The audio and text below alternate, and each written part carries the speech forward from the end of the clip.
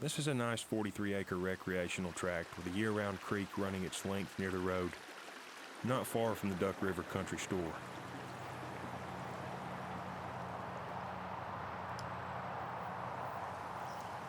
It has a couple rich alluvial fields with thick edges, folding into a draw near the middle, and leading up onto some nice benches where a couple wooded knobs look back into the creek bottom,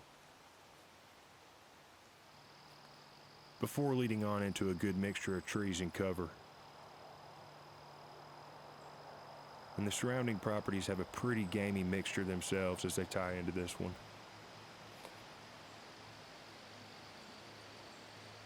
25 minutes from Columbia in a really neat area of Middle Tennessee.